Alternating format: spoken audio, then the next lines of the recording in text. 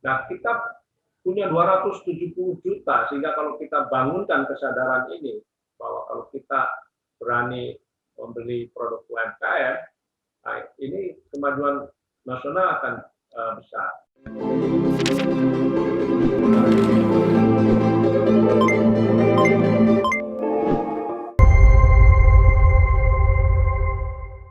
Assalamualaikum warahmatullahi wabarakatuh. Salam damai sejahtera buat kita semua.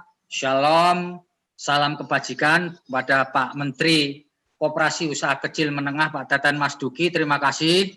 Saya melakukan wawancara ini yang kedua dengan Pak Teten. Wawancara saya yang pertama saya lakukan sebelum pandemi, jadi masih bisa bertatap muka. Nah sekarang karena pandemi, maka jarak jauh tapi dekat di hati, Pak Menteri. Nah, kebetulan 2 hari yang lalu kita berulang tahun, Pak. Jadi COVID-19 berulang tahun. Yang 1 tahun moga-moga bukan ulang tahun kedua tahun depan. Nah, terkait dengan ulang tahun COVID-19 ini, tentu kita ingin mendapatkan feedback atau masukan atau apapun dari Pak Menteri terkait dengan upaya-upaya yang dilakukan oleh pemerintah, terutama setelah di dalam masa pandemi itu memberikan sejumlah stimulasi termasuk kepada kalangan usaha menengah, kecil, dan mikro di Republik ini supaya mereka tetap survive dan mampu menjadi penggerak roda ekonomi. Nah, nanti teman-teman juga akan bertanya kepada Pak Menteri dan bercerita bahwa teman-teman kita di daerah-daerah telah dan sedang bekerja sama dengan UMKM untuk menggeliatkan mereka, untuk mengefektifkan mereka supaya mereka tidak terpuruk di dalam situasi COVID-19. Jadi pertanyaan saya yang pertama yang saya ajukan Pak Menteri, mohon diceritakan kepada kami progres yang dilakukan oleh Kementerian Bapak terkait dengan 1 tahun kita mengalami pandemi, terutama ketika untuk menjaga supaya UMKM kita tetap survive, syukur-syukur bisa menjadi penggerak roda ekonomi nasional. Dipersilakan Pak Teten. Baik. Wah, ini Bung Febi pertanyaannya berat ini tugasnya. Tapi saya coba ya nanti kalau ada yang kurang dari penjelasan saya mungkin bisa diinterap atau ditanya kembali. Ya 1 tahun kita sudah masuk pandemi, alhamdulillah Indonesia dari sisi ekonomi meskipun kita terkontraksi cukup dalam dan terakhir segera di kuartal 4 kan -0,24%. Nah, tapi kalau dibandingkan dengan negara tetangga, Singapura, India -28%. Ya, saya lupa lagi Eropa dan tapi kita relatif bisa bertahan. Ya, kontraksinya tidak terlalu tajam, dan itu saya kira kenapa tidak terkontraksi terlalu berat, dan juga diprediksi sekarang oleh banyak lembaga multilateral bahwa Indonesia juga diprediksi paling cepat akan pulih. Nah itu karena apa? Karena satu, ekonomi domestik kita, ekonomi Indonesia ini sangat tergantung kepada kekuatan domestik, terutama kalau kita lihat sebelum pandemi itu kan konsumsi rumah tangga itu di Indonesia itu paling besar, mencapai 57%. Makasih ya. Dan kita punya market yang sangat besar kan, 270 juta penduduk. Nah maka kalau sekarang kita dorong mereka mengkonsumsi produk UMKM, produk lokal dengan daya beli masyarakat yang menurun sekarang, kita optimis roda ekonomi kita masih bisa digerakkan. Ya, di samping yang kedua, program pemulihan ekonomi nasional itu kan sudah dilakukan survei ya, kajian itu oleh LPM UI. Ya, itu cukup tepat sasaran. Ya, artinya misalnya untuk UMKM ada program restrukturisasi pinjaman ya, sehingga banyak pelaku usaha mikro yang karena omsetnya turun, pendapatannya turun, dan mereka kemudian mengalami kesulitan untuk membayar cicilan pinjaman mereka ke bank, ke koperasi, ini bisa bisa tertolong dengan program relaksasi pinjaman. Bahkan pemerintah kan mensubsidi bunga cicilannya, termasuk menyediakan bunga pinjaman yang murah, subsidi listrik, subsidi pajak, ini kan dan yang untuk yang usaha mikro yang kemarin dalam bentuk hibah modal kerja 2,4 juta untuk 12 juta pelaku usaha, juga survei dari PMP 2K itu juga sangat tepat sasaran. Artinya usaha mikro yang tergerus modal kerjanya dipakai oleh konsumsi keluarga, dengan suntikan itu mereka masih bisa bertahan. Bahkan cukup signifikan juga untuk mendorong pertumbuhan ekonomi di kuartal 3 dan 4. Nah, karena itu maka di tahun ini, tahun 2021, meskipun kita optimis tahun ini dengan vaksinasi, ya, keadaan akan jauh lebih baik, tapi pemerintah tetap melihat di kuartal 1 dan 2 mungkin keadaan ekonomi belum normal. Karena itu program pemulihan ekonomi nasional yang di tahun lalu sudah cukup berhasil, ini akan dilanjutkan lagi tahun ini. Nah, saya kira selain kita tahu juga selain program pemulihan ekonomi nasional, juga ada program-program bantuan sosial yang digelontorkan begitu banyak. Maksud saya selain stimulus ekonomi, juga ada program-program bantuan sosial yang digelontorkan begitu banyak.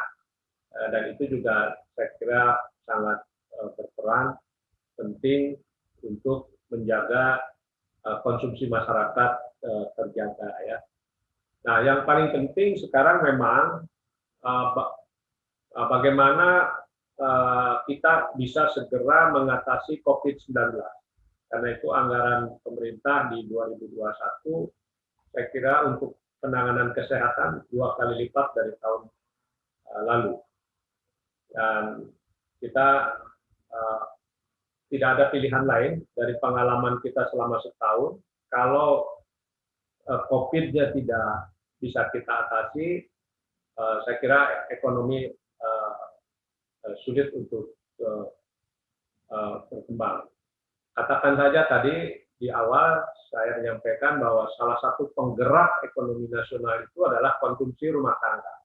Dan 70% konsumsi rumah tangga itu kontribusi dari kelas menengah atas, ya. Nah, kelas menengah atas sekarang ini nggak mau plesir, nggak mau jalan-jalan, nggak mau wisata.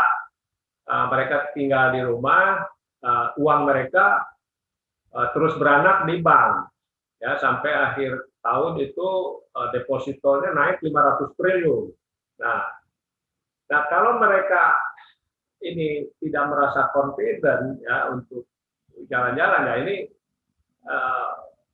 daya beli produk-produk UMKM yang sudah disuntik pembiayaan nggak ada yang beli, kan, gitu.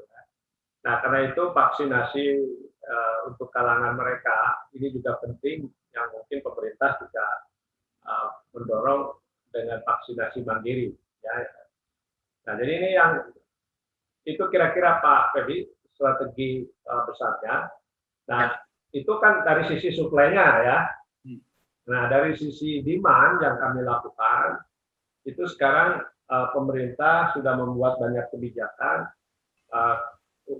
misalnya di Undang-Undang Cipta Kerja, dari pengalaman pandemi COVID kemarin, belanja pemerintah 40% sekarang harus produk UMKM, ya. Nah, ini yang kita sekarang tahun ini kita akan percepat, ya, bagaimana ini bisa efektif. Dimulai dari tahun lalu, tapi tahun lalu harus diakui lah belum begitu efektif. Dan apa saja itu banyak lah, ya. Misalnya untuk keperluan ATK, makan minum, rapat-rapat di kementerian, pakaian, alat-alat pertanian pertanian, alat-alat kesehatan, pemesinan, dan lain sebagainya. Ya, jadi furniture juga saya kira banyak. Dan berapa nilainya? Nah, nilainya yang sampai 15 miliar itu udah bisa dipasok oleh UMKM dan koperasi. Sebelumnya hanya 2,5 miliar. Jadi ini ada kenaikan 6 kali lipat. Ya, ini saya kira tahun ini mungkin harus diefektifkan karena daya beli masyarakat turun, maka belanja pemerintah ini harusnya bisa mensubstitusi daya beli masyarakat yang turun tadi. Nah, kira-kira di situ, Pak. Ya, Pak Teten, pemerintah mulai tanggal 13 Januari lalu melakukan program vaksinasi, dimulai dari nakes dulu, lalu kemudian TNI Polri, lalu kemudian dilakukan juga pada orang-orang yang melayani masyarakat. Tentu Pak Teten barangkali bisa cerita kepada kita semua, skema untuk pelaku UMKM terkait dengan vaksin ini bagaimana, Pak? Apakah mereka nantinya juga akan menjadi sosok atau kelompok masyarakat yang menjadi prioritas karena mereka adalah orang-orang yang ikut menggerakkan roda ekonomi nasional. Nah, sejauh ini angka bagi mereka yang telah divaksinasi dari angka dari para pelaku ekonomi di kalangan UMKM itu sampai sejauh mana, Pak Teten? Barangkali bisa disampaikan ke kami. Terima kasih. Ya, kami sudah berbicara dengan Pak Menkes dan juga kami sudah menyusun antar daerah karena kemarin kan strateginya vaksinasi itu dengan daerah, Pak. Ya.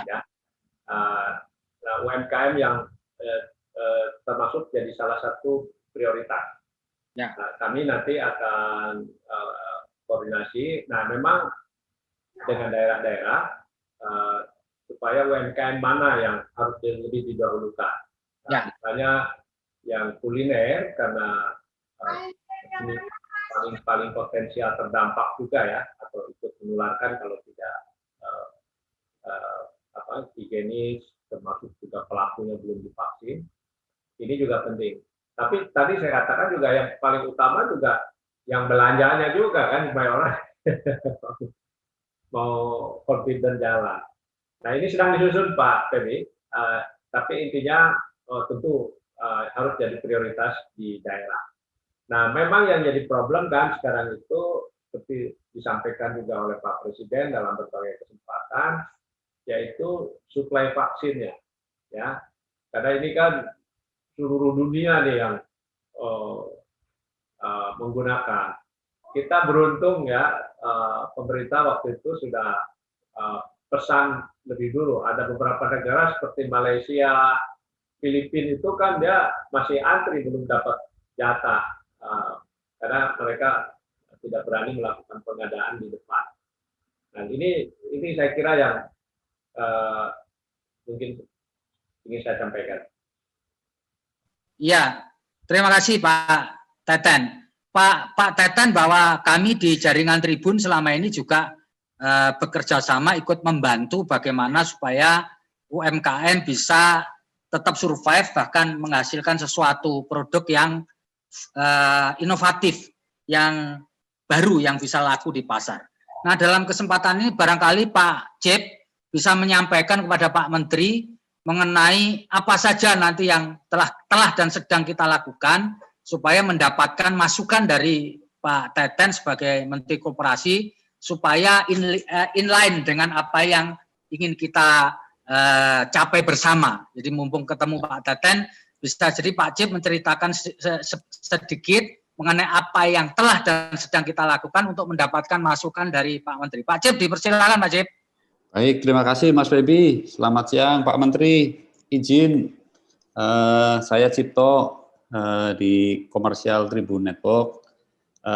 Pertama, tentu terima kasih Pak Menteri sudah berkenan untuk acara Zoom bersama kami ya. Nah, terkait dari kegiatan apa yang sudah diselenggarakan di tempat kami, Pak Menteri, mungkin sebelum masuk ke sana, saya tertarik dengan tadi pernyataan dari Pak Menteri bahwa belanja pemerintahan untuk ke UKM itu 40% ya, artinya pemerintah betul-betul mau peduli atau membantu agar UKM ini tumbuh. Gitu. sebenarnya ini seiring Pak Menteri dengan kepedulian kami punya gerakan dan ini sedang lagi kami konsep dan memang pas sekali kalau ini barangkali disinergikan dengan Pak Menteri bahwa kami punya gerakan Yuk Borong UKM.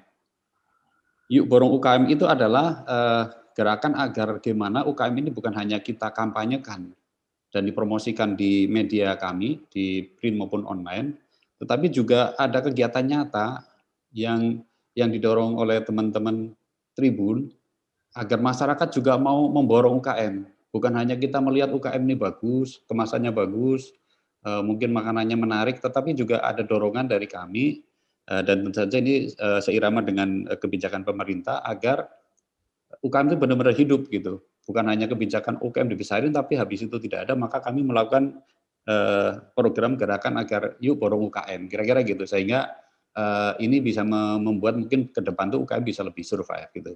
Nah tentu saja ini gerakannya bukan hanya masyarakat, tapi betul tadi ada dari pemerintah, mungkin dari BUMN, BUMD, kira-kira Pak Menteri. Nah dalam rangkaian itulah kami sebenarnya ingin menyampaikan, nanti teman-teman menyampaikan secara detailnya bahwa di beberapa daerah, tapi kami tidak melaporkan semua Pak, sudah aktif melakukan gerakan untuk meramaikan atau membuat UKM ini tumbuh. Salah satunya nanti Pak Daryono nanti dari Jogja akan menyampaikan apa programnya, sudah berjalan. Kemudian juga nanti dari tempatnya Mas Wahyu juga ada program, Mas Wahyu itu di Banjarmasin Pos Pak, itu juga sudah menjalankan program dengan UKM. Dan ada lagi dari Makassar, itu nanti ada Mbak Yuyun atau Mas Dedi yang sudah melakukan gerakan Tribun Bantu UKM, di mana mereka sudah melakukan podcast sampai beberapa seri oleh tokoh di Sulawesi Selatan untuk menanyai, mewawancarai UKM itu dan dipublikasikan di media kami, Pak.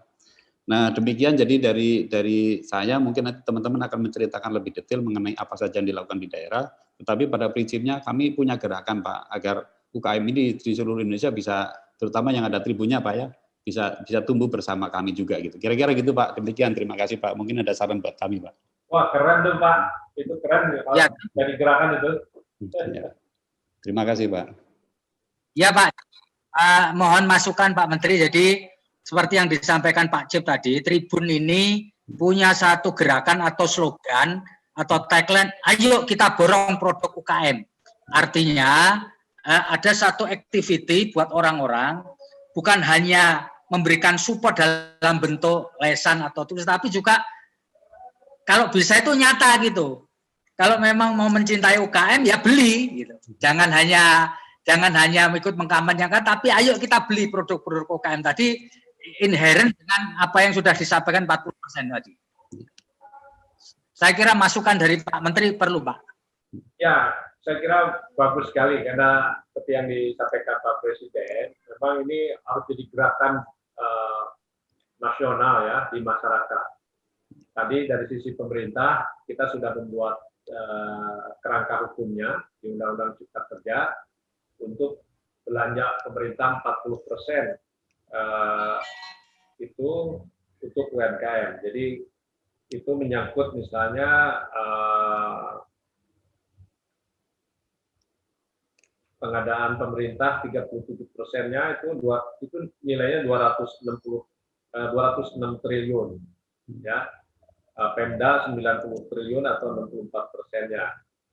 Lalu KL 29 triliun atau 16%-nya. Jadi itu penting juga nanti dipantau lah oleh teman-teman media, oleh teman-teman Tribun. Ini mana kementerian, lembaga, dan daerah yang sudah pro belanja produk UMKM.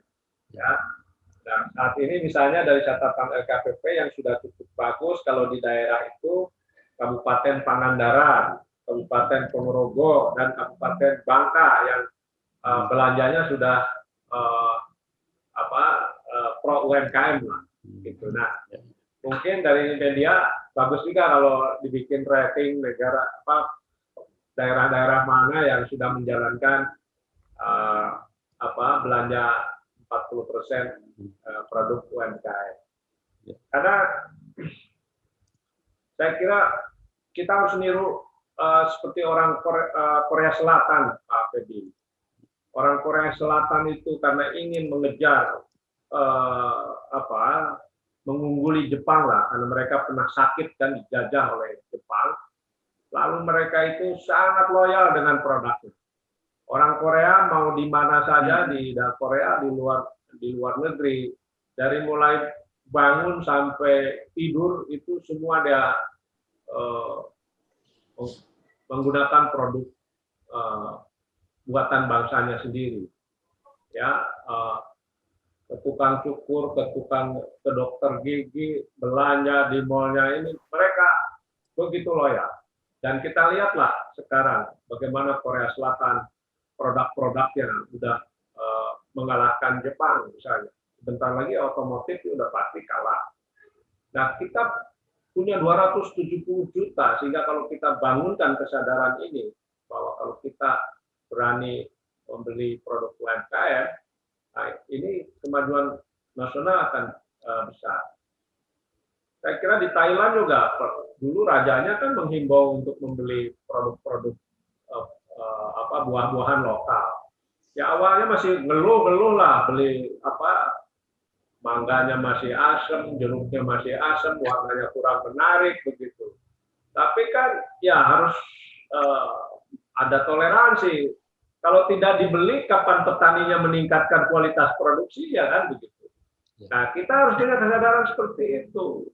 Gitu. Nah, ini yang saya kira saya sangat mengapresiasi karena peran media untuk mengedukasi ya masyarakat, termasuk bahwa membeli produk bangsa sendiri itu lebih keren daripada membeli produk asing kan gitu. Apa sih yang kita nggak bisa sekarang misalnya di kopi aja Pak? Kan kita ternyata kopi-kopi dari kafe-kafe kecil itu lebih enak daripada yang brand besar itu kan gitu. Dan sekarang kopi kafe-kafe rakyat kecil-kecil ini udah menguasai ya market gitu. Nah, ini kita gerakan yang lain. Di sepatu udah begitu Pak. Sepatu sekarang anak-anak muda ya nggak mau lagi beli, terutama generasi Z ya, Gen Z ini nggak mau lagi beli sepatu yang brand besar dan mahal, nggak mau. Mereka cari custom produk, rata-rata dia produk Bandung, itu mereka sepatunya unik dan kantong mereka juga nggak harus merogoh terlalu dalam kan gitu. Jadi lebih pinter generasi Z tuh.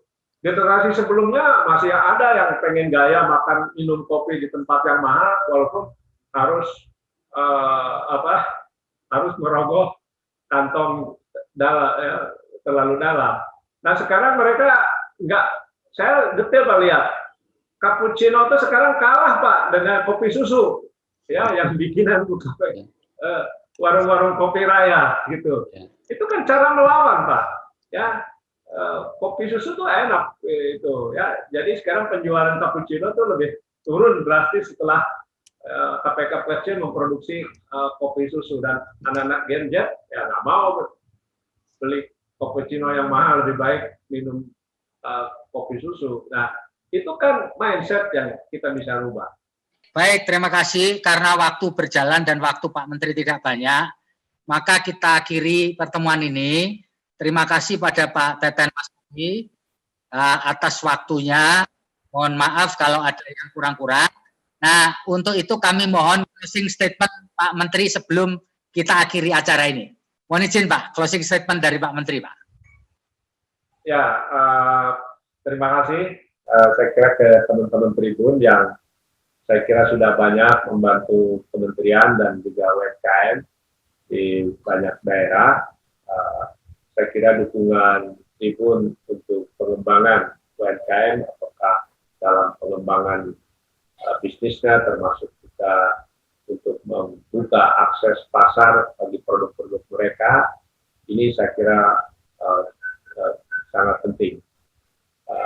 Indonesia memiliki jumlah UMKM yang cukup besar, yaitu 99% pelaku usaha di Indonesia adalah UMKM. Sehingga kalau kita punya strategi yang tepat, punya kolaborasi, ya, sinergi dengan berbagai pihak untuk memajukan UMKM kita, kita yakin kita memiliki fondasi ekonomi yang kuat. Memang kita harus mengarahkan ke depan UMKM kita masuk ke sektor-sektor yang punya keunggulan domestik, didukung dengan, dan sudah mulai masuk juga ke inovasi teknologi. Ya. Nah, karena persaingan akan semakin terbuka, apalagi kita sudah masuk ke pasar merah, ya, perdagangan bebas. Di dalam negeri pun produk-produk Indonesia akan ditantang oleh produk-produk luar. Karena itu kita kompetisi hanya akan dimenangkan oleh mereka yang punya bisnis model yang unggul dan produk yang inovatif. Dan ini harus didukung juga oleh SDM dan ekosistem bisnisnya. Transformasi digital ini juga penting, ya, karena market digital kita, ekonomi digital kita diprediksi akan terbesar di Asia Tenggara. Di 2025 itu sekitar 18 triliunan value-nya. 1.800 triliunan. Nah, ini jangan sampai digital market kita diambil alih oleh produk luar. Nah, kita juga harus mentransformasi produk UMKM kita yang berbasis inovasi teknologi dan masuk dalam rantai pasok global. Mungkin itu catatan-catatan yang ingin kami sampaikan. Sekali lagi, terima kasih dan apresiasi setinggi-tingginya untuk Tribun Group yang sudah begitu banyak kontribusi terhadap bangsa. Terima kasih Pak Menteri atas waktunya. Sekali lagi kami doakan Pak Menteri sukses dan selalu sehat. Ayo borong produk UMKM.